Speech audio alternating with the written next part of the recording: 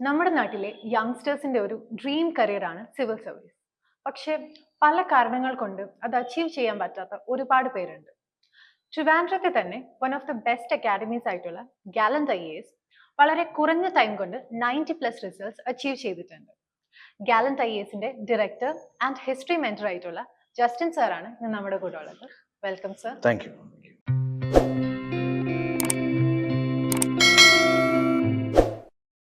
Sir, UPSCക്ക് prepare ചെയ്യുമ്പോൾ ഏറ്റവും ഫണ്ടമെന്റൽ ആയിട്ട് എന്തൊക്കെ കാര്യങ്ങളാണ് നമ്മൾ അറിഞ്ഞിരിക്കേണ്ടത്? അശ്വിൻ, നമുക്ക് ഒരു UPSC ആസ്പിറന്റ് ഫണ്ടമെന്റൽ ആയിട്ട് അറിഞ്ഞിരിക്കേണ്ട കുറച്ച് കാര്യങ്ങൾ. ഒന്ന്, ഇതിന്റെ ബേസിക് ക്വാളിഫിക്കേഷൻ ക്രൈറ്റീരിയ. നമുക്ക് ഗ്രാജുവേഷൻ മതി. ഇറ്റ് ഈസ് നോട്ട് നെസസറി നമുക്ക് PG വേണമെന്ന് നിർബന്ധമില്ല, PhD വേണമെന്ന് നിർബന്ധമില്ല. ബേസിക് ഗ്രാജുവേഷൻ ആണ് ഇതിന്റെ qualification. So graduation, any stream, any subject, any discipline. And graduation എന്ന് പറയുമ്പോൾ നമ്മൾ ശ്രദ്ധിക്കേണ്ട ഒരു കാര്യം എന്ന് വെച്ചാൽ, ഓക്കെ, ഏജ് 21 വയസ്സ് വരെ 32 വയസ്സ് വരെ ജനറൽ കാറ്റഗറിയിൽ നമുക്ക് അപ്ലൈ ചെയ്യാം. 32 വയസ്സ് വരെ എഴുതാം. 6 അറ്റംപ്റ്റ് ആണുള്ളത്. OBC റിസർവേഷൻ ഉണ്ടെങ്കിൽ 35 വയസ്സ് വരെ എഴുതാം. 9 അറ്റംപ്റ്റ് ഉണ്ട്. SC റിസർവേഷൻ ഉണ്ടെങ്കിൽ 37 വയസ്സ് വരെ എഴുതാം. അൺലിമിറ്റഡ് അറ്റംപ്റ്റ് ആണ്. പിന്നെ നമുക്ക് ഓരോരോ കാറ്റഗറി അനുസരിച്ച് ഏജ് റിലാക്സേഷൻസും നമ്പർ ഓഫ് അറ്റംപ്റ്റ്സ് ഒക്കെ ഉണ്ട്. Now coming to the fact, ഞാൻ പറഞ്ഞല്ലോ, നേരത്തെ പറഞ്ഞതുപോലെ ഗ്രാജുവേഷൻ ആണ് ബേസിക് എഡ്യൂക്കേഷണൽ ക്വാളിഫിക്കേഷൻ. ഈ എക്സാം ശരിക്കും നമ്മൾ 2 ഫേസസ് ആയിട്ട് നടത്തപ്പെടുന്നു. അതിനെ കുറച്ചും കൂടി ഒന്ന് ക്ലിയർ ആക്കുകയാണെങ്കിൽ, ആദ്യത്തെ ഘട്ടം എന്ന് പറയുന്നത് പ്രിലിംസ് ആണ്, പ്രിലിമിനറി എക്സാമിനേഷൻ. ഒബ്ജക്റ്റീവ് പേപ്പേഴ്സ് ആണ്. 2 പേപ്പേഴ്സ് ഉണ്ട്. ഒന്നിന് GS ജനറൽ സ്റ്റഡീസ് പേപ്പർ എന്ന് വിശേഷിപ്പിക്കുന്നു. മറ്റൊന്ന് ആപ്റ്റിറ്റ്യൂഡ് ടെസ്റ്റ് ആണ്, CSAT, സിവിൽ സർവീസിന്റെ ആപ്റ്റിറ്റ്യൂഡ് ടെസ്റ്റ് ആണ്. അപ്പോൾ അത് പ്രിലിമിനറി റൗണ്ട് ആണ്, ഒരു സ്ക്രീനിങ് ടെസ്റ്റ് പോലെയാണ്. പ്രിലിംസ് ക്വാളിഫൈഡ് ആവുമ്പോഴാണ് നമുക്ക് മെയിൻസ് എഴുതാൻ പറ്റുന്നത്. സോ സെക്കൻഡ് സ്റ്റേജ് എന്ന് പറയുന്നത് മെയിൻസ് ആണ്. ഡിസ്ക്രിപ്റ്റീവ് പേപ്പേഴ്സ് ആണ്. 9 പേപ്പേഴ്സ് ഉണ്ട്. ക്വാളിഫയിങ് പേപ്പേഴ്സ് അടക്കം നമുക്ക് 9 പേപ്പേഴ്സ് ഉണ്ട്. അത് ക്വാളിഫൈഡ് ആയി കഴിഞ്ഞാൽ അതിന്റെ ഫൈനൽ സ്റ്റേജ് ആയിട്ടുള്ള പേഴ്സണാലിറ്റി ടെസ്റ്റിലേക്ക് നമ്മൾ പോകുന്നു. അപ്പൊ ഇവിടെ ഏറ്റവും കാര്യമായിട്ട് ശ്രദ്ധിക്കേണ്ട ഒരു കാര്യം എന്താണെന്ന് വെച്ചാൽ, നമ്മൾ ശ്രദ്ധിക്കേണ്ട ഒരു കാര്യം എന്ന് വെച്ചാൽ, this is not at all ഒരു ഹെർക്കുലിയൻ ടാസ്ക് അല്ല, അല്ലെങ്കിൽ ഇതൊരു ഒരു എന്താ പറയുക, ഒരു റോക്കറ്റ് സയൻസ് അല്ല. നമ്മൾ 6ാം ക്ലാസ് തൊട്ട് പഠിച്ചു വരുന്ന കുറേ സബ്ജക്ട്സ് ആണ് നമുക്കിവിടെ പ്രിപ്പയർ ചെയ്യാനുള്ളത്. ഒന്ന് ആലോചിച്ച് നോക്കിക്കഴിഞ്ഞാൽ, ഹിസ്റ്ററി, എക്കണോമി, ജോഗ്രഫി, പൊളിറ്റി, എൻവയോൺമെന്റൽ സയൻസ്, അല്ലെങ്കിൽ ജനറൽ സയൻസ്, ഇതൊക്കെ നമ്മൾ സ്കൂൾ ലെവൽ തൊട്ട് പഠിച്ചു വരുന്ന കാര്യങ്ങളാണ്. ഇനി CSATലേക്ക് നോക്കിയാലും നമുക്ക് കാണാൻ പറ്റും, നമ്പർ സിസ്റ്റം നമ്മൾ സ്കൂളിൽ പഠിക്കുന്നുണ്ട്. പെർസെൻറ്റേജ്, റേഷ്യോ, പ്രൊപ്പോർഷൻ, ആവറേജ്, അല്ലെങ്കിൽ പെർമ്യൂട്ടേഷൻ, കോമ്പിനേഷൻ, റീസണിങ് പാർട്ട്, അല്ലെങ്കിൽ കോംപ്രിഹെൻഷൻ, ഇതൊക്കെ നമ്മൾ സ്കൂളിൽ പഠിച്ചു വരുന്ന കാര്യങ്ങളാണ്. സോ സബ്ജക്ട്സ് എന്ന് പറയുന്നത്, ഒരു ഓഫീസർ സ്വന്തം കോൺസ്റ്റിറ്റ്യൂഷൻ അറിഞ്ഞിരിക്കണം, അല്ലെങ്കിൽ സ്വന്തം നിയമവ്യവസ്ഥിതി അറിഞ്ഞിരിക്കണം, സമ്പദ് വ്യവസ്ഥിതി അറിഞ്ഞിരിക്കണം, അല്ലെങ്കിൽ ഇന്ത്യയുടെ ചരിത്രം അറിഞ്ഞിരിക്കണം, ഭൂമിശാസ്ത്രം അറിഞ്ഞിരിക്കണം, പരിസ്ഥിതി ശാസ്ത്രം അറിഞ്ഞിരിക്കണം. അങ്ങനത്തെ ഒരു ഓഫീസർ മാത്രമേ ഇന്ത്യനെ നല്ല രീതിയിൽ സെർവ് ചെയ്യാൻ പറ്റുള്ളൂ. അപ്പോൾ ഒരു ഓഫീസർ ആയിക്കഴിഞ്ഞാൽ എന്തെല്ലാമാണോ നമ്മൾ അറിഞ്ഞിരിക്കേണ്ടത്, നല്ലൊരു ഡിസിഷൻ മേക്കർ എന്തെല്ലാം അറിഞ്ഞിരിക്കണം, അത് നമ്മളെ ട്രെയിൻ ചെയ്യിപ്പിക്കുന്ന ഒരു എക്സാം ആണ് സത്യം പറഞ്ഞാൽ സിവിൽ സർവീസ് എക്സാം എന്ന് പറയുന്നത്. Now the problem is that, ഒരുപാട് പേരുടെ കൺസേൺസ് ഇത് എവിടെ തുടങ്ങണം, എങ്ങനെ തുടങ്ങണം, എന്ത് ചെയ്യണം, ചെയ്യരുത് എന്നുള്ളതാണ് ഇതിൽ ഏറ്റവും എന്താ പറയുക, ട്രബിൾസം എന്ന് പറയുന്ന ഒരു ഏരിയ. അല്ലെങ്കിൽ ഇവിടെയുള്ള ഡിസിഷൻസ്, എങ്ങനെ തുടങ്ങണം, എവിടെ തുടങ്ങണം, എന്ത് ചെയ്യണം, ചെയ്യരുത്, അല്ലെങ്കിൽ ഏതെല്ലാം സ്റ്റേജസിലൂടെയാണ് കടന്നു പോകേണ്ടത്, ഈ ഒരു ഗൈഡൻസ് ട്രാക്ക് കൃത്യമല്ല എന്നുണ്ടെങ്കിൽ നമ്മൾ എത്ര ശ്രമിച്ചാലും കിട്ടാത്ത ഒന്നാണ് സിവിൽ സർവീസസ്. അത് പ്രോപ്പറായിട്ട് ചെയ്തു പോയി കഴിഞ്ഞാൽ, നിങ്ങൾ ഐൻസ്റ്റീൻ ആവണമെന്ന് നിർബന്ധമില്ല, നിങ്ങൾക്ക് ഹൈ ലെവൽ IQ വേണമെന്ന് നിർബന്ധമില്ല. നമുക്ക് ചുറ്റും നോക്കിക്കഴിഞ്ഞാൽ, പാസ്റ്റ് റിസൾട്ട്സ് ഒരു 5 വർഷത്തെ നോക്കിക്കഴിഞ്ഞാൽ നമുക്ക് കാണാൻ പറ്റും, നമുക്ക് ചുറ്റുമുള്ള സാധാരണ ആൾക്കാരാണ് സിവിൽ സർവീസിൽ എത്തിയിരിക്കുന്നത്.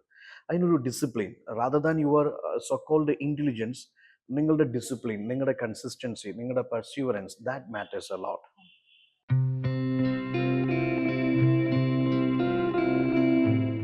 സോ ഒരു സാധാരണ ഫാമിലിക്ക് ഏറ്റവും ഇമ്പോർട്ടന്റ് ആയിട്ടുള്ള ഒരു ക്വസ്റ്റ്യൻ ആണ്, UPSC സ്റ്റാർട്ട് ചെയ്യുമ്പോൾ എത്ര ചെലവ് വരും? ഇത് ആക്ച്വലി, ഇതും എനിക്ക് തോന്നുന്നു, there are lots of illusions, or misbelieves are there, myths are there. അതായത് civil service is actually meant for the light class, the richest class of the society. It's a bad idea. നമ്മൾ ചിന്തിക്കേണ്ടത്, ഇന്ത്യയിൽ ഏറ്റവും democratic ആയിട്ട് നടത്തപ്പെടുന്ന ഒരു എക്സാമാണ് civil service exam. വെറും 100 രൂപ മാത്രം ഫീസുള്ള, അല്ലെങ്കിൽ പെൺകുട്ടികൾക്ക് ആ 100 രൂപ ഫീസ് പോലും ഇല്ലാത്ത സാധാരണക്കാരുടെ എക്സാമാണ് സിവിൽ സർവീസ് എക്സാം. ഒരു സിംഗിൾ എക്സാമിലൂടെ എന്താ പറയുക, നമ്മുടെ ഒരു ബ്യൂറോക്രസീൻ്റെ ടോപ്പ് ലെവലിലേക്ക് നമ്മളെ എത്തിക്കുന്ന ഒരു എക്സാം. അപ്പോൾ ഇവിടെ പ്രശ്നം വരുന്നത് എവിടെയാണെന്ന് വെച്ചാൽ, ഇതിൻ്റെ കോച്ചിങ്ങുമായി ബന്ധപ്പെട്ടിട്ടാണ്. ലൈക്ക് ഇതിന് എത്രത്തോളം എക്സ്പെൻസ്, കാര്യങ്ങൾ എന്നുള്ളതൊക്കെ വരുന്നത്. പക്ഷെ ഞാൻ പറയുന്നു നിങ്ങൾക്ക് നല്ല ഗൈഡൻസ് സംവിധാനം ഉണ്ടെങ്കിൽ, നല്ല മെൻറ്റേഴ്സ് ഉണ്ടെങ്കിൽ നിങ്ങൾക്ക് വീട്ടിലിരുന്നും പഠിച്ച് IAS ആവാം, IPS ആവാം. അങ്ങനെ തെളിയിച്ച ഒരുപാട് പേര് നമുക്ക് മുമ്പേ ഉണ്ട്.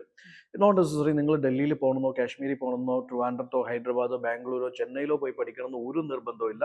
You can do it even at your home also. But what matters is ഇതെന്ത് പഠിക്കണം, എങ്ങനെ പഠിക്കണം എന്നുള്ളതിനെക്കുറിച്ച് കൃത്യമായിട്ടുള്ളൊരു ദിശാബോധം നമുക്കുണ്ടാവണം. കോച്ചിങ് എന്ന് പറയുന്നത് നിങ്ങളെ വിജയിയാക്കാനുള്ള സംവിധാനമല്ല. ആ ഒരു ദിശാബോധം ഉണ്ടാക്കിയെടുക്കുന്ന ഒരു മെക്കാനിസമാണ് ഈ കോച്ചിങ് എന്ന് പറയുന്നത്. ഇപ്പോൾ for example prelims, mains, interview സ്റ്റേജസിലൂടെ എന്തെല്ലാം പഠിക്കണം, പഠിക്കരുത്, എങ്ങനെ പഠിക്കണം, അല്ലെങ്കിൽ എന്താണ് റൈറ്റ് സ്ട്രാറ്റജീസ്, ഓക്കെ, അല്ലെങ്കിൽ ആ ഡിസിപ്ലിൻ എന്താണ്, അതൊക്കെ പ്രോപ്പറായിട്ട് നിങ്ങളെ ട്രെയിൻ ചെയ്യിപ്പിച്ചെടുക്കുന്ന ഒരു സംവിധാനമാണ് കോച്ചിങ് എന്ന് പറയുന്നത്. ബട്ട് റിസൾട്ട് എന്ന് പറയുന്നത് അത് ഓൾവേസ് സബ്ജക്റ്റീവ് ആണ്, അല്ലെങ്കിൽ അത് നമ്മുടെ സ്വന്തം അധ്വാനമാണ് റിസൾട്ട് എന്ന് പറയുന്നത്. ഒരു കോച്ചിങ് അക്കാദമിക്ക് ഒരു കൂട്ടം ആൾക്കാർക്ക് നിങ്ങളെ ഗൈഡ് ചെയ്യാൻ പറ്റും.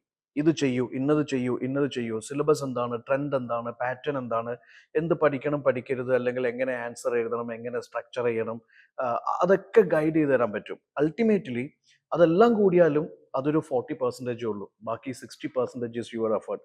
So answering your question, expense എത്രയാണെന്ന് ചോദിച്ചു കഴിഞ്ഞാൽ, ഇപ്പം ഗാലന്റ് IAS അക്കാദമിയിൽ നമുക്കറിയാം ഒരു 1 ഇയർ കംപ്ലീറ്റ് കോഴ്സിന്റെ ഫീസ് എന്ന് പറയുന്നത് ഇൻക്ലൂഡിങ് GST അത് 70,000 ആണ്. അതിൽ നമ്മൾ എപ്പോഴും ചെയ്യുന്നത് വെച്ചാൽ ഒരു ഫസ്റ്റ് 100 സ്റ്റുഡൻസിന് ഒരു 10,000 സ്കോളർഷിപ്പ് ആയിട്ട് പ്രൊവൈഡ് ചെയ്യാറുണ്ട്. 60,000-ലാണ് ആ കോഴ്സ്. പക്ഷേ അതിൻ്റെ ഒരു അഡ്വാൻറ്റേജ് എന്താണെന്ന് വെച്ചാൽ, വൺ ടൈം നിങ്ങൾ പഠിച്ച് ക്ലിയർ ചെയ്തില്ല എന്നുണ്ടെങ്കിൽ നിങ്ങൾ ഏത് അറ്റംപ്റ്റിലാണോ ക്ലിയർ ചെയ്യുന്നത് ആ സമയം വരെയുള്ള ആക്സസ് ആണ് കോഴ്സിൽ പ്രൊവൈഡ് ചെയ്തത്. It is not like just 6 month ഒരു 1 ഇയർ കോഴ്സ്. അതുപോലെയുള്ള മറ്റ് അക്കാദമീസും ചെയ്യുന്നുണ്ടാവാം. ഇവിടെ പല അക്കാദമീസിലും ഞാൻ ഈ പറഞ്ഞ രീതിയിൽ ഒരു പ്രീമിയം അക്കാഡമി ആണെങ്കിൽ definitely they are charging something like ഒരു 80,000 അല്ലെങ്കിൽ 1 lakh, 1,50,000, 2 lakhs വരെയൊക്കെ ചാർജ് ചെയ്യുന്ന അക്കാഡമീസ് ഉണ്ട്. അത് ഡിപ്പെൻഡ്സ് ഓൺ എന്താ പറയുക, പല ക്രൈറ്റീരിയ, പല സാഹചര്യങ്ങളാവാം. പക്ഷേ തീർച്ചയായിട്ടും ഞാൻ ഈ പറയുന്ന നല്ലൊരു കോച്ചിങ്, അല്ലെങ്കിൽ ഒരുപാട് മെൻറ്റേഴ്സിൻ്റെയും ടോപ്പേഴ്സിൻ്റെയും, അല്ലെങ്കിൽ നല്ല ഈ കോച്ചിങ്ങിന് വേണ്ട, അല്ലെങ്കിൽ ഈ ഒരു റിസൾട്ടിന് വേണ്ട ഇൻഗ്രീഡിയൻസ് എല്ലാം ചേർത്ത് ഒരുക്കി നല്ലൊരു കോച്ചിങ് നമുക്ക് തരുമ്പോൾ തീർച്ചയായിട്ടും ഇറ്റ്സ് എക്സ്പെൻസീവ്. അത് നമുക്കറിയാം. നമുക്ക് ഇന്നത്തെ സാഹചര്യത്തിൽ സാധാരണ ഒരു PSC കോഴ്സിൻ്റെ ഒരു അഡ്മിഷന് പോലും they are charging around 50 to 60,000 or something like that, even for entrance exams also. അപ്പോൾ അത് തീർച്ചയായിട്ടും നിങ്ങൾക്ക് മനസ്സിലാവും. അല്ലെങ്കിൽ ആ കോഴ്സിൽ എത്രത്തോളം കാര്യങ്ങൾ നമുക്ക് ചെയ്യാനുണ്ട്, ഇത്രത്തോളം അവേഴ്സ് നമുക്ക് പഠിക്കാനുണ്ട്, ഇത്രത്തോളം സബ്ജക്ട്സ് ചെയ്യാനുണ്ട്, അല്ലെങ്കിൽ ഇത്രത്തോളം പ്രോസസ്സിലൂടെ നമുക്ക് പോകാനുണ്ട്. അപ്പോൾ അതായിരിക്കും ഒരു കോച്ചിങ്ങിൻ്റെ ഒരു ഫീ എന്ന് പറയുന്നത്. സോ സർ, UPSCക്ക് പ്രിപ്പയർ ചെയ്യുമ്പോൾ ബുക്സ് ഇമ്പോർട്ടന്റ് ആണല്ലോ. അപ്പോ ബുക്സിന് എത്ര ചെലവ് വരും, ഏതൊക്കെ ബുക്സ് ആണ്? നമ്മൾ ബുക്സ്, അതും ഒരു തെറ്റിദ്ധാരണയാണ്. ഒരുപാട് പേര് ചിന്തിക്കുന്നത് കാശ്മീർ തൊട്ട് കന്യാകുമാരി വരെ ഒരുപാട് ബുക്സ് കളക്ട് ചെയ്യണം എന്നുള്ളതാണ് ഒരു തെറ്റിദ്ധാരണ. ഈ IASും IPS ഒക്കെ എഴുതിയെടുക്കാനായിട്ട് ലിമിറ്റഡ് ബുക്സ് മതി. നമ്മുടെ ബുക്ക് ലിസ്റ്റ് എന്ന് പറയുന്നത് കൂടിപ്പോയി കഴിഞ്ഞാൽ ഒരു 15 തൊട്ട് 20 ബുക്സ് വരെ ഉള്ളൂ എന്നുള്ളതാണ് യാഥാർത്ഥ്യം. It's like it is not, you don't require the complete library, or even these multiple shelves of the library. Just a handful of books, that is more than sufficient to prepare for this exam. Our fact എന്തെന്ന് വെച്ചാൽ, it is not like a books. ഇപ്പോൾ നിങ്ങൾക്ക് എല്ലാ standard core സബ്ജക്ട്സിനും 1-2 reference books വെച്ച് വായിക്കാം. Coming to history, there is R. Sharma, Satish Chandra, or Romila Thapar, there is Shekhar Bandyopadhyay, Biban Chandra, so many books. For even a single subject, 15 to 20 standard books are there. Similar way, if you go to this geography or ethics or economy or environmental science, there are lots of reference books.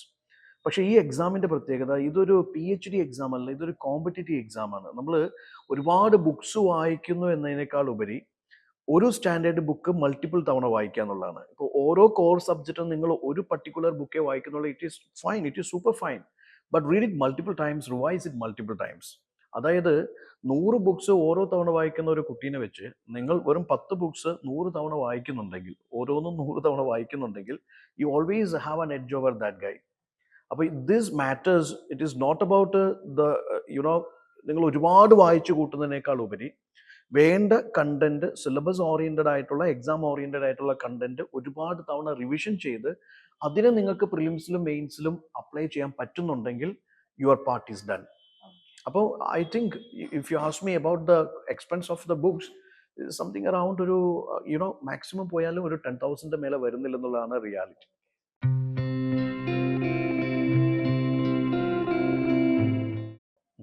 Coaching important ആണോ, അതോ coaching important ആണെങ്കിൽ അതിന് എത്ര ചെലവ് വരും? കോച്ചിങ്ങിന്റെ ഞാൻ നേരത്തെ പറഞ്ഞല്ലോ, coaching is not at all. ഞാൻ പറഞ്ഞല്ലോ, കോച്ചിങ് അല്ല നിങ്ങളിലെ വിജയെ തീരുമാനിക്കുന്നത്. കോച്ചിങ് എന്ന് പറയുന്നത് എന്താണ്? It's giving you an orientation, how to be done, how the syllabus has to be done, or what all things you have to cover in the prelims, mains, or in the interview part, how you make yourself prepared for each part of this exam, or how to be done. I mean, answer എങ്ങനെ എഴുതണം, GS1 എങ്ങനെ എഴുതണം, 2 എങ്ങനെ എഴുതണം, 3 എങ്ങനെ എഴുതണം, 4 എങ്ങനെ എഴുതണം, അല്ലെങ്കിൽ 1200 വേർഡ്സിന്റെ എസ്സേ എങ്ങനെ സ്ട്രക്ചർ ചെയ്യണം, അല്ലെങ്കിൽ 120 മിനിറ്റ്സിൽ 90+ ക്വസ്റ്റ്യൻസ് എങ്ങനെ അറ്റംപ്റ്റ് ചെയ്യണം, how to apply the logic, how to integrate your thought process with UPC thought process. അപ്പോൾ നിങ്ങൾക്ക് കുറേ ടിപ്സ് തരുന്ന പ്രോഗ്രാമാണ്. അല്ലെങ്കിൽ കൃത്യമായിട്ട് വളരെ സ്ട്രക്ചർഡ് ആയിട്ട് നിങ്ങളെ സിലബസ് പഠിപ്പിച്ച് ഈ പറയുന്ന എക്സാം സെൻട്രിക് ആയിട്ട് എക്സാമിന് നിങ്ങളെ പ്രിപ്പയർ ചെയ്തെടുക്കുന്ന ഒരു സംഭവമാണ് ഈ പറയുന്ന കോച്ചിങ് എന്ന് പറയുന്നത്. ദാറ്റ് ഡസൻറ്റ് മീൻ ദാറ്റ് ഒരു കോച്ചിങ്ങും ഒരു വിജയെ സൃഷ്ടിക്കുന്നില്ല. വിജയ് എന്നുള്ളത് ഞാൻ പറഞ്ഞല്ലോ, അത് നിങ്ങളുടെ സെൽഫ് ഡിസിപ്ലിനാണ്.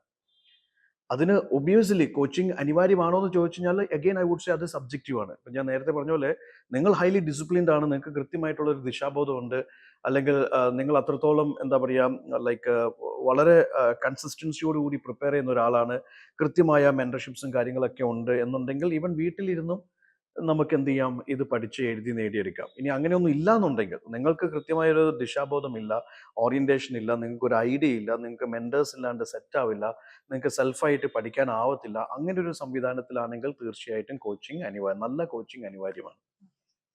സ്റ്റുഡൻസിന്റെ ഒരു കൺസേൺ ആണ്, ട്രിവാൻഡ്രം പോലെയുള്ള ഒരു സിറ്റിയിൽ വന്ന് താമസിക്കുമ്പോൾ അക്കോമഡേഷൻ, അതേപോലെ ഫുഡ്, അങ്ങനത്തെ എക്സ്പെൻസസ് ഒക്കെ എത്ര ആകും? അതും ഞാൻ പറഞ്ഞല്ലോ, അഗൈൻ ഐ വുഡ് സേ ഓരോ പേഴ്സൺ ടു പേഴ്സൺ അത് വേരി ചെയ്യും.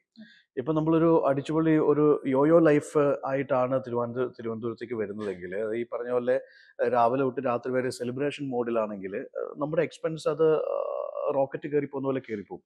നമുക്ക് നമ്മളെ കൺട്രോൾ ചെയ്യാൻ പറ്റുന്നുണ്ടെങ്കിൽ ഫൈനാണ്. നമ്മൾ പഠിക്കാനാണ് വന്നതെന്നുണ്ടെങ്കിൽ നമുക്കധികം എക്സ്പെൻസസ് വരുന്നില്ല. ഈ പറയുന്ന സോക്കോൾഡ് ഞാൻ പറഞ്ഞില്ലേ, ഇപ്പോൾ ഒരു അക്കാദമി എന്ന് പറയുമ്പോഴത്തേക്കും പ്രിപ്പറേഷനുമായി ബന്ധപ്പെട്ട ഫുൾ സപ്പോർട്ട് അവർ ചെയ്തു തരും. പിന്നെയുള്ളത് സ്റ്റേ ആൻഡ് ഫുഡാണ്. അതിപ്പം ഇവിടെ ഒരുപാട് ഹോസ്റ്റൽ ഫെസിലിറ്റീസ് ഉണ്ട്. ഇപ്പം നമ്മുടെ അക്കാദമിക്ക് ചുറ്റുമാണെങ്കിൽ ഒരുപാട് ഹോസ്റ്റൽസ് ഉണ്ട്. UPC ആസ്പിറൻസ് മാത്രം നിൽക്കുന്ന ഹോസ്റ്റൽസ് ബോയ്സിനും ഗേൾസിനും ഉണ്ട്. അതൊക്കെ എനിക്ക് തോന്നുന്നു 3 ഷെയർ അല്ലെങ്കിൽ 2 ഷെയർ അല്ലെങ്കിൽ സിംഗിൾ റൂം, അതൊക്കെ ഈ പറയുന്ന ഒരു 6,000 തൊട്ട് ഒരു 10,000 റേഞ്ചിൽ വിത്ത് ഫുഡ് ആൻഡ് അക്കോമഡേഷൻ അവൈലബിൾ ആണ്. അപ്പോൾ അതും ഞാൻ പറഞ്ഞല്ലോ, എക്സ്പെൻസും നമ്മൾ തീരുമാനിക്കുന്നതാണ്. നമുക്ക് ഒരു ദിവസം 16 ചായ കുടിക്കണം, അല്ലെങ്കിൽ എല്ലാ ദിവസവും മട്ടൻ ബിരിയാണി കഴിക്കണം, അല്ലെങ്കിൽ എല്ലാ ദിവസവും കറങ്ങണം, സിനിമ കാണണം, ആ മൂഡിലാണെങ്കിൽ ഒരുപക്ഷെ അത് ചിലപ്പോൾ നമ്മുടെ പ്രിപ്പറേഷനെ തന്നെ ബാധിച്ചെന്നിരിക്കും.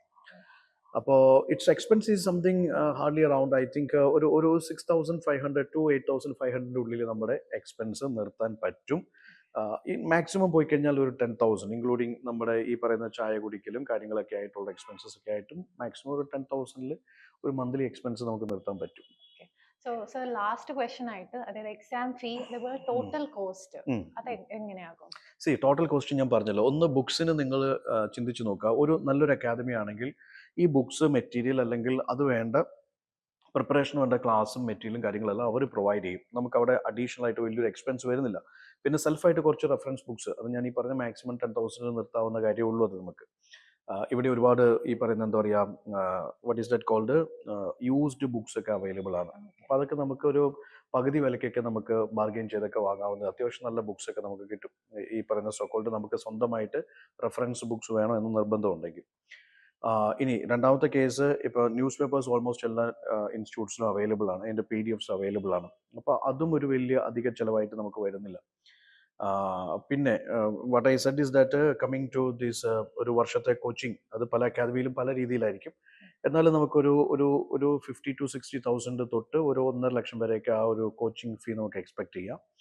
പിന്നെ ഹോസ്റ്റലിൻ്റെ ഞാൻ പറഞ്ഞല്ലോ, ഒരു 6,500 7,500 വരെയൊക്കെ നമുക്ക് ഹോസ്റ്റൽ ഫീ, അല്ലെങ്കിൽ മാക്സിമം ഒരു 8,000 രൂപയിലേക്ക് നമുക്ക് hostel fee with food and accommodation available ആണ്. അപ്പോൾ ഇതൊരു വർഷത്തേക്ക് കൂട്ടി കിട്ടുന്നതായിരിക്കും നിങ്ങളുടെ ഒരു ടോട്ടൽ എക്സ്പെൻസ് എന്ന് പറയുന്നത്. നമ്മൾ മിതമായിട്ട് ചിലവ് ചെയ്യുന്ന ഒരാളാണെങ്കിൽ ഈ ഒരു ലെവലിൽ നമുക്ക് നമ്മുടെ എക്സ്പെൻസിനെ നിർത്താം. പിന്നെ ഞാൻ പറഞ്ഞല്ലോ, ഇത് നമ്മളെ കൊണ്ട് ആവുന്നില്ല എന്നുണ്ടെങ്കിൽ നോട്ട് നെസസറി ഓഫ്ലൈനിൽ വന്ന് നിന്ന് ചെയ്യണമെന്നൊന്നും നിർബന്ധമില്ല. നമ്മൾ വളരെ സെൽഫ് ഡിസിപ്ലിൻഡ് ആണെന്നുണ്ടെങ്കിൽ അടുക്കളയിൽ നിന്നും പഠിച്ച് നമുക്ക് IAS ആവാം. അപ്പോൾ അതാണ് അതിൻ്റെ ഒരു പ്രത്യേകത. Okay sir, thank you. ഉം. സോ സർ, UPSC പഠിക്കുന്ന ഒരു കുട്ടിയുടെ ഉം. വീട്ടില് ഉം. ഏറ്റവും അത്യാവശ്യമായിട്ട് വേണ്ട സാധനം എന്താണ്? ഏറ്റവും അത്യാവശ്യമായിട്ട് വേണ്ടത് സ്വന്തം മകൻ അല്ലെങ്കിൽ മകളെക്കുറിച്ചുള്ള ഒരു എന്താ പറയുക, ഒരു വിശ്വാസമാണ്, ഒരു കോൺഫിഡൻസ് ആണ്. രണ്ട് കാര്യങ്ങൾ, ഇത് ബാലൻസ്ഡ് മിഡിൽ പാത്ത് പിടിക്കണം. അതായത് എൻ്റെ മകൻ മകൻ അല്ലെങ്കിൽ മകൾ ദാ പോയി ദാ കൊണ്ടുവന്നു എന്ന് പറയുന്ന സാധനമല്ല സിവിൽ സർവീസസ്. അപ്പം അവർക്ക് വേണ്ട ഒരു കാര്യം എന്ന് വെച്ച് കഴിഞ്ഞാൽ they must have the perseverance and patience. അതായത് ഈ എക്സാമിൻ്റെ പാറ്റേണിനെ കുറിച്ച് അവർക്കും കൂടി ബോധ്യം ഉണ്ടാവണം. ചിലപ്പോൾ നിങ്ങൾ കുട്ടീനെ വിടുന്ന ഫസ്റ്റ് വർഷം അയാൾ സീറോ സ്ക്രാച്ചിൽ നിന്ന് തുടങ്ങുന്ന ആളായിരിക്കും. അയാൾക്ക് ബേസിക് NCERT പോലും 10ാം ക്ലാസ്സിന് ശേഷം അയാൾ നോക്കിയിട്ടുണ്ടാവില്ല. അപ്പോൾ അയാൾക്ക് എന്താ വെച്ചാൽ ഈ അടിത്തറ ഇടാനായിട്ട് ചിലപ്പോൾ 6 മാസം വേണ്ടി വരും. അയാൾക്ക് ഇതിൻ്റെ എല്ലാം ബേസിക്സ് പഠിച്ചൊന്ന് പിച്ച വെച്ച് നടന്നു വരാനായിട്ട് 6 മാസം വേണ്ടി വരും. ചിലപ്പോൾ അത് it may go up to 1 year. Maybe അയാളുടെ ഒരു ഫസ്റ്റ് അറ്റംപ്റ്റ് കൊടുത്തതിന് ശേഷമായിരിക്കും അയാൾക്ക് കൃത്യമായ ഒരു പിക്ചർ അയാൾക്ക് കിട്ടുന്നത്. കാരണം പലരുടെയും ഗ്രാസ്പിംഗ് ലെവൽ ഡിഫറെൻ്റ് ആണ്, എക്സ്പോഷർ ഡിഫറെൻ്റ് ആണ്. അപ്പം നമുക്ക് നമ്മുടെ ഒരു പാരന്റിന് വേണ്ട അടിസ്ഥാനപരമായിട്ടുള്ള ഒരു സംഭവം എന്ന് വെച്ചാൽ സ്വന്തം കുട്ടീനെ കുറിച്ചുള്ള ഒരു കാഴ്ചപ്പാടുണ്ടാവണം. ഇപ്പം എൻ്റെ കുട്ടി എവിടെ നിൽക്കുന്നു എന്നതിനെ കുറിച്ചൊരു ധാരണ വേണം.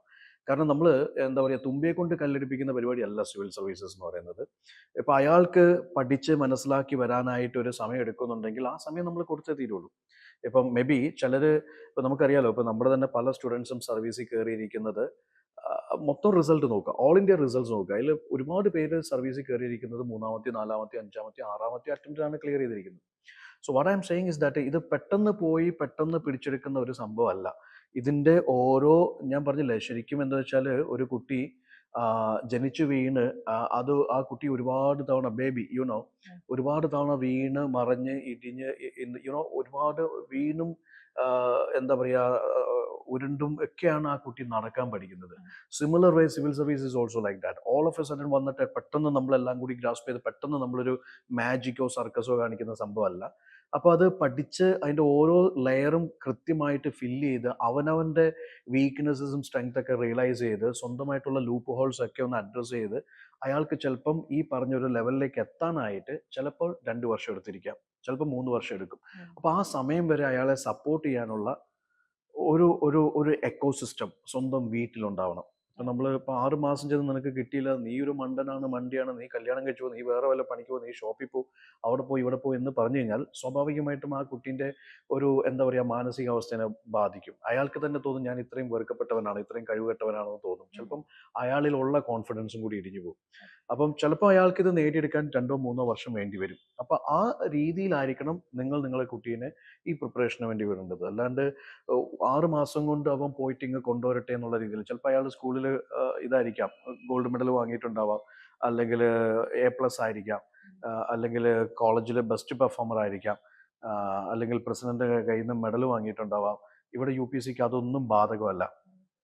ഇപ്പം നിങ്ങൾ ഗോൾഡ് മെഡൽ വാങ്ങിയ ആളാണെങ്കിലും, നിങ്ങൾ കംപ്ലീറ്റ് A+ വാങ്ങിയ ആളാണെങ്കിലും, ഇനിയിപ്പോൾ നിങ്ങൾ കോളേജ് ഡ്രോപ്പ് ഔട്ട് ആയിരുന്നെങ്കിലും, കുറേ സപ്ലൈ ഉള്ള ആളാണെങ്കിലും UPSCക്ക് എല്ലാവരും ഒരേപോലെയാണ്. അപ്പോൾ ഇവിടുന്ന് നിങ്ങൾ തുടങ്ങുമ്പം എല്ലാവരും സമന്മാരാണ്, അല്ലെങ്കിൽ എല്ലാവരും ഒരുപോലെയാണ്. ഇവിടെ പഠിക്കാനുള്ളതും ബേസിക്സ് തൊട്ട് പിച്ച വെച്ച് തുടങ്ങേണ്ട കാര്യങ്ങളെല്ലാം എല്ലാവർക്കും ഒരുപോലെയാണ്. ഇതിൽ ചെയ്യേണ്ട കാര്യങ്ങളെല്ലാം ഒരുപോലെയാണ്.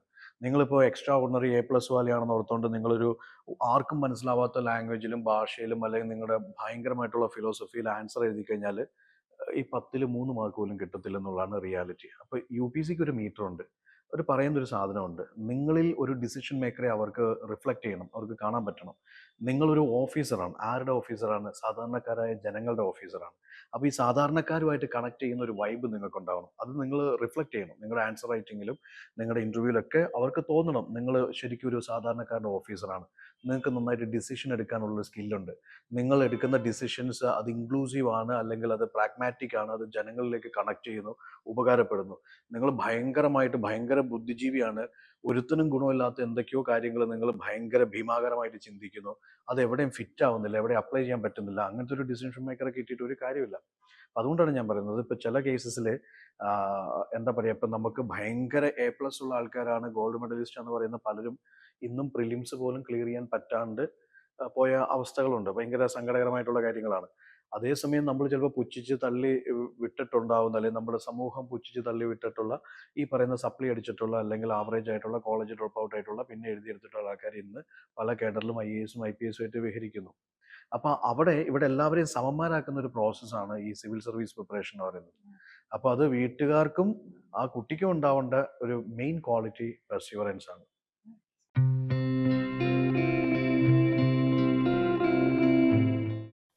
സോ ഗാലന്റ് IAS അക്കാഡമിയുടെ നെക്സ്റ്റ് ബാച്ച് ഇനി എപ്പോഴാണ് സ്റ്റാർട്ട് ചെയ്യുന്നത്? ഗാലന്റ് IAS അക്കാദമീൻ്റെ സൂപ്പർ 30 ബാച്ച്. നമ്മുടെ കോൺസെപ്റ്റ് എന്ന് പറയുന്നത് ഞാൻ പറഞ്ഞല്ലോ, ഇതൊരു വലിയ ക്രൗഡ് ഫോർമാറ്റിൽ പോയി അല്ലെങ്കിൽ ഒരു കൺവെൻഷൻ സെൻറ്ററിൽ ഇരുന്ന് പഠിച്ചു നേടുന്ന ഒരു സംഭവമല്ല സിവിൽ സർവീസസ്. നമ്മുടെ കോൺസെപ്റ്റ് സൂപ്പർ 30 കോൺസെപ്റ്റാണ്. 30 കുട്ടികളെ എടുത്ത് അവരെ ഇൻറ്റൻസ് ആയിട്ട് ട്രെയിൻ ചെയ്യുന്ന ഒരു രീതിയാണ് ഗാലന്റ് ഫോളോ ചെയ്യുന്നത്. We don't believe in these crowded audience and these gimmicks and all those things, nothing. അത് സംഭവമല്ല, അത് സാധ്യമല്ല. അപ്പോൾ ഒരു 30 സ്റ്റുഡൻസിൻ്റെ സൂപ്പർ 30 ബാച്ച് അത് ഈ ജനുവരി അവസാനം സ്റ്റാർട്ട് ചെയ്യുന്നു. അപ്പോൾ അവർ മാത്രം കൃത്യമായിട്ട് ഇൻറ്റൻസ് ആയിട്ട് ട്രെയിൻ ചെയ്ത് പോകുന്ന ഒരു രീതിയാണ്. Right from the NCERT bridge course തൊട്ട് ചെയ്ത് സ്ക്രാച്ചിൽ നിന്ന് തുടങ്ങി, ബേസിൽ നിന്ന് തുടങ്ങി അഡ്വാൻസ്ഡ് ലെവലിലേക്ക് പോകുന്ന ഒരു 1 ഇയർ കോഴ്സാണ് ഈ പറഞ്ഞത്. അടുത്ത വർഷത്തേക്ക് വേണ്ടിയിട്ടുള്ള കോഴ്സാണ് സൂപ്പർ 30. എന്നോടൊപ്പം തന്നെ വർക്കിംഗ് പ്രൊഫഷണൽസിൻ്റെ ബാച്ച്, അതും ഈ പറഞ്ഞ പോലെ സൂപ്പർ 30 കോൺസെപ്റ്റാണ്. 30 കുട്ടികളെ മാത്രം എടുക്കുന്ന ഒരു കോൺസെപ്റ്റാണ്. പിന്നെ വരാൻ പോകുന്നത് ഈ മെയ് ജൂണിലാണ് നമ്മുടെ PCM ബാച്ച്. അടുത്ത ഈ പറയുന്ന എന്താ പറയുക പ്രിലിംസ് കഴിഞ്ഞിട്ടുള്ള PCM ബാച്ചസ് വരുന്നത് മെയ് ജൂണിലാണ്. അപ്പോൾ അതൊക്കെ എന്താ വെച്ചാൽ ഭയങ്കര ക്രൗഡല്ല, ഒരു ലിമിറ്റഡ് ക്രൗഡിനെ ഒരു കൂട്ടം മെൻറ്റേഴ്സിൻ്റെ കയ്യിലേക്ക് ഏൽപ്പിച്ച് അവർ ഓരോരുത്തർക്കും ഒരു പേഴ്സണലൈസ്ഡ് റുട്ടീൻ സെറ്റ് ചെയ്ത് അല്ലെങ്കിൽ പേഴ്സണൽ മെൻറ്റേഴ്സിനെ അസൈൻ ചെയ്ത് അവരുടെ right from the beginning of the journey കൃത്യമായിട്ടുള്ള സ്ട്രെങ്ത് ആൻഡ് വീക്ക്നെസ്സസ് ഐഡൻറ്റിഫൈ ചെയ്ത് അവരോടൊപ്പം സഞ്ചരിച്ച് അവരെ സർവീസിലേക്ക് എത്തിക്കുന്ന പ്രോഗ്രാമാണ്. അത് ശരിക്കും നമ്മൾ ഈ ട്രഡീഷണലി ഒരു ഗുരുകുൽ സിസ്റ്റം എന്നൊക്കെ പറയില്ലേ, അല്ലെങ്കിൽ ഒരു ഗുരു ശിഷ്യ ഒരു കോൺസെപ്റ്റ് ഉണ്ടല്ലോ. അപ്പോൾ ഓരോരുത്തർക്കും ഓരോ മെൻറ്റർ അല്ലെങ്കിൽ 2 മെൻറ്റേഴ്സിനെ അസൈൻ ചെയ്ത് അവരെ മുഴുവനായിട്ട് കെയർ ചെയ്ത് കൊണ്ടുപോകുന്ന ഒരു സംവിധാനമാണ്. അപ്പോൾ അതിനെന്ന് വെച്ചാൽ ഒരു ടൈം ബൗണ്ട് ആയിട്ട് സിലബസ് തീർത്ത് റെഗുലറായിട്ട് ടെസ്റ്റുകൾ എടുത്ത് എന്താ പറയുക കൂടുതൽ നമ്പർ ഓഫ് ആൻസേഴ്സ് എഴുതിപ്പിച്ച് അവരുടെ എല്ലാ പരിമിതികളും അഡ്രസ്സ് ചെയ്ത് നമ്മളൊന്ന് ആലോചിച്ച് നോക്കുക. ആൻസർ റൈറ്റിംഗ് എന്ന് പറയുന്ന ഒരു പ്രോസസ്സ് ഒന്ന് ആലോചിച്ച് നോക്കൂ. നിങ്ങൾക്ക് 10 മാർക്കിൻ്റെ ഒരു ആൻസർ എഴുതാനായിട്ട് 150 വേർഡ്സിൻ്റെ ഒരു ആൻസർ എഴുതാനായിട്ട് UPC തരുന്ന സമയം 6.5 മിനിറ്റാണ്. ഈ 6.5 മിനിറ്റിൽ നിങ്ങൾ എങ്ങനെ തലകുത്തിക്കണമെന്ന് പറഞ്ഞാലും ഒരിക്കലും നമുക്ക് UPC ആഗ്രഹിക്കുന്ന ഒരു ആൻസർ തുടക്കത്തിൽ എഴുതാൻ പറ്റും. നമ്മൾ ചിലപ്പോൾ അടിപൊളിയായിട്ട് എഴുതുക, നമുക്ക് നല്ല വൊക്കാബുലറി ഉണ്ടാവും, ഫ്രേസ് ഉണ്ടാവും, ലാംഗ്വേജ് ഉണ്ടാവും, പക്ഷേ നമ്മൾ എഴുതുന്നതൊന്നും UPC ചോദിച്ചു തന്നായിരിക്കും. ഈ 6 മിനിറ്റിൻ്റെ ഒരു പ്രഷറുണ്ട്. വളരെ സ്ട്രക്ചറായിട്ട് വേണ്ട കണ്ടന്റ് കൃത്യമായിട്ട് ഒരു IAS ഓഫീസർ, ഒരു കമ്മീഷണർ അല്ലെങ്കിൽ ഒരു collector, what ever it is, കൃത്യമായിട്ട് അതൊരു പ്രിസിഷനോട് കൂടിയിട്ട് ഡിസിഷൻ എടുക്കുന്ന ഒരു പെർഫെക്ഷൻ ഇവിടെയും വേണം. നമുക്ക് വേണ്ടതിന് മാത്രം കൃത്യമായ കണ്ടന്റ് കൃത്യമായ അളവിൽ കൊടുക്കുക എന്നുള്ളത്. അങ്ങനത്തെ ഒരു ആൻസർ നമ്മൾ എഴുതാൻ ചിലപ്പോൾ 100 എഴുതിയതിന് ശേഷമായിരിക്കും. അപ്പോൾ 100 ആൻസേഴ്സും നമുക്ക് ക്ഷമയോടുകൂടി പറഞ്ഞ് കറക്റ്റ് ചെയ്ത് തരുന്ന ഒരു സംവിധാനം നമുക്ക് വേണം. അവിടെയാണ് ഞാൻ ഈ പറയുന്ന ഈ എന്താ പറയുക ലിമിറ്റഡ് നമ്പറിൻ്റെ പ്രത്യേകത. അപ്പോൾ വലിയൊരു ക്രൗഡിലുള്ള പ്രശ്നം നമുക്കൊരു മെൻറ്റർ എപ്പോഴും അവൈലബിൾ ആവുന്നില്ലെങ്കിൽ നമുക്ക് പ്രോപ്പറായിട്ട് ആൻസേഴ്സിന് ഈ 100 ആൻസേഴ്സ് നമ്മൾ എഴുതിയാൽ ആ 100 ആൻസേഴ്സിന് നമുക്ക് ഫീഡ്ബാക്ക് കിട്ടത്തില്ല. നമ്മുടെ ആൻസറിൻ്റെ പെർഫെക്ഷൻ സംഭവിക്കുന്നത് അല്ലെങ്കിൽ ഒരു 10ൽ 5 മാർക്ക് നമുക്ക് സ്കോർ ചെയ്യാൻ പറ്റുന്നത് ചിലപ്പോൾ 100 ആൻസേഴ്സ് എഴുതിയതിന് ശേഷമായിരിക്കും. സോ അങ്ങനെയാണ് നമ്മുടെ ബാച്ചസ് വരുന്നത്. അപ്പോൾ ഇപ്പം ജാൻ എൻഡിലേക്ക് നമ്മുടെ super 30 batch, then working professionals batch, then May എൻഡിൽ നമ്മുടെ എന്താ പറയുക 2027 അടുത്ത PCM ബാച്ച്, പ്രിലിംസിന് ശേഷമുള്ള batch. Okay sir, thank U. കൂടുതൽ എന്തെങ്കിലും ഡൗട്ട്സ് ഉണ്ടെങ്കിൽ സ്ക്രീനിൽ കാണുന്ന നമ്പറിൽ കോൺടാക്ട് ചെയ്താൽ മതി.